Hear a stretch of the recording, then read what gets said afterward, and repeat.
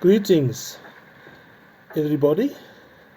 It's a fine Friday, quite rainy and windy today, but I'm going ahead with another video as promised.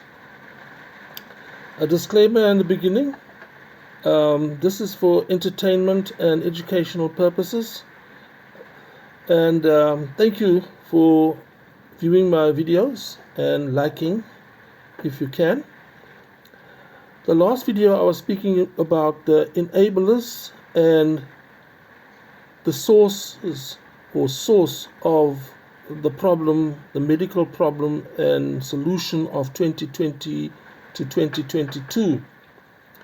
Today I'm going to enlarge on both in this video, and possibly you can be enlightened if it's possible. A few questions going forward. How is it that a person speaks to you from a hospital bed and a few hours later they are dead? To use the euphemism, they passed on. How is it that you're having a video call of a person in a hospital bed, a loved one, a loved family member, a good friend, a church member, a colleague, and the next minute or the next few hours they are proclaimed to be dead? You could not go to visit them in a hospital in those years, and you got a situation where huge groups of believers would gather outside church, outside hospitals, look up to the floors, and pray and sing, so that those people suffering in the hospital beds, in the wards, can receive some spiritual encouragement and support. And then how is it that so many people passed on from that terrible disease when it was strange that they suddenly would die from that, but they entered the hospital with some other illness or medical need? You know, there was a myriad of illnesses and conditions where people would enter the hospital, and not too long they are passed on, and then the death certificate would say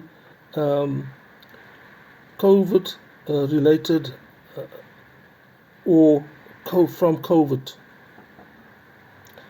There were no autopsies done, and they had a good excuse, ostensibly because it's so dangerous to people, the spread of the disease.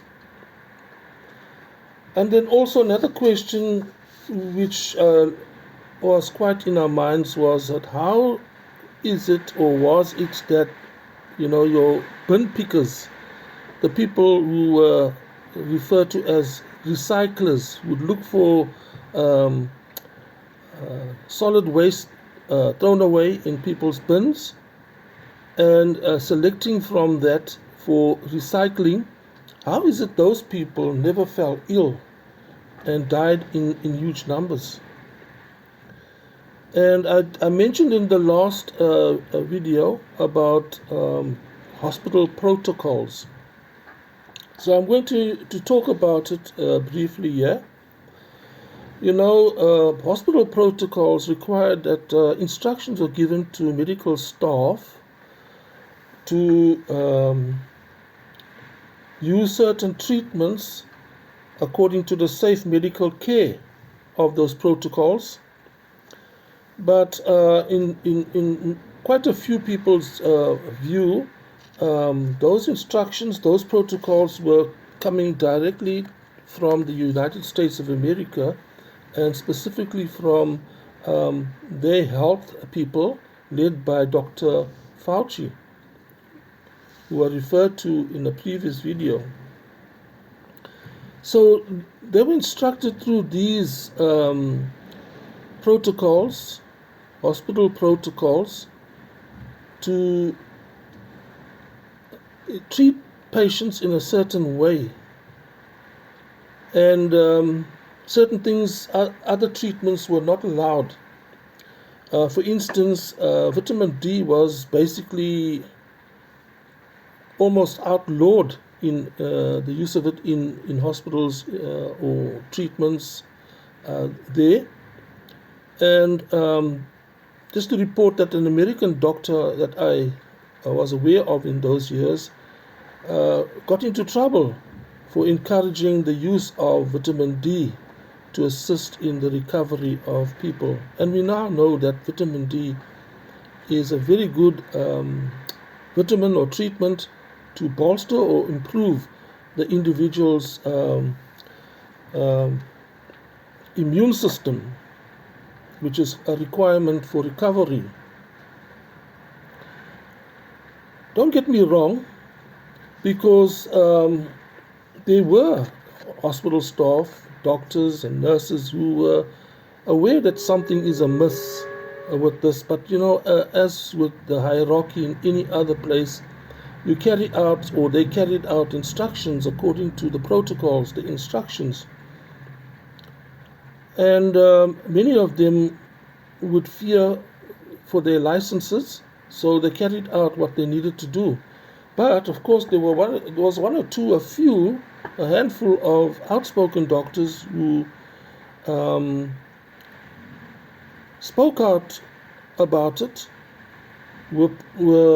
Attempts were to silence them, but we saw scenes of those doctors being escorted by hospital security out of the hospitals because they didn't want to follow the instructions of the protocols. And according to these protocols, there was a drug that was administered called remdesivir, and it was one of those treatments that was recommended, and it was used extensively. But I just want to say now that in its tests before it was used, it wasn't really proven to be that effective, but it was used. I don't want to say anything more about it because of the concern not to be banned or pulled down or fact-checked and so on. Those terms were notoriously used in those 10 years of 2020 to 22. So back to the sources. When people were investigating, we came to the conclusion, or we were looking at, where did this disease emanate from?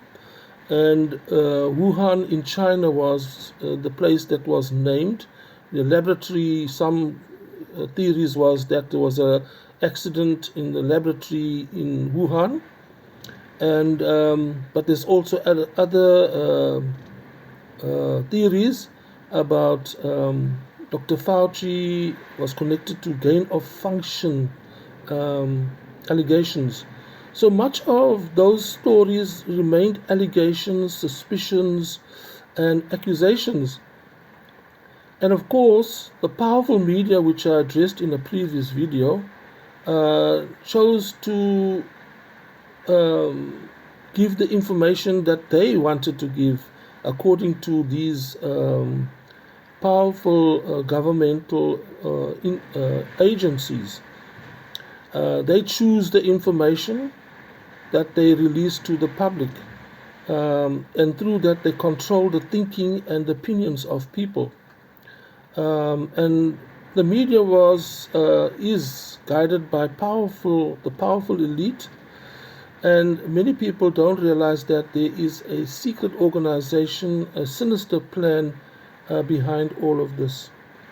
And the sad part is that the majority of the population is ignorant to all of this information, and they control the information, and they have a plan, and they operate from secret organizations.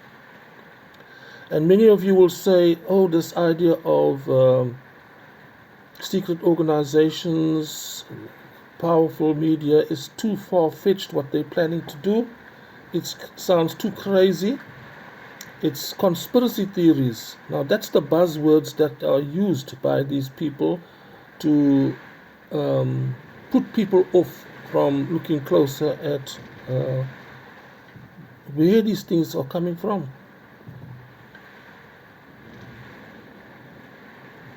They are comfortable in this this conspiracy because they know that nobody will take conspiracies seriously, and they succeed in their plans because, as I said, people don't take it seriously. You know, they tend to ignore what is called conspiracy theories.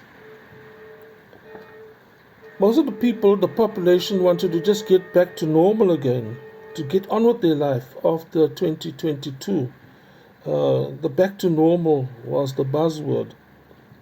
And they'll say about people like myself who were talking about these things as, oh, you're too serious, lighten up. But as I said in a much earlier video, some of these issues are life and death issues. You know, what you believe and what you accept becomes very crucial in the outcome, because as I'm saying here now, lots of people lost their lives during 2020 to 2022, and on the surface, most people will think it's actually the disease. But what I'm alerting to in this video says something else. Let us say not only this video, the last 3 videos, where I'm trying my best to present a picture to especially a lot of people who are in denial. They don't want to even consider the suspicion that something is very amiss about our society in general.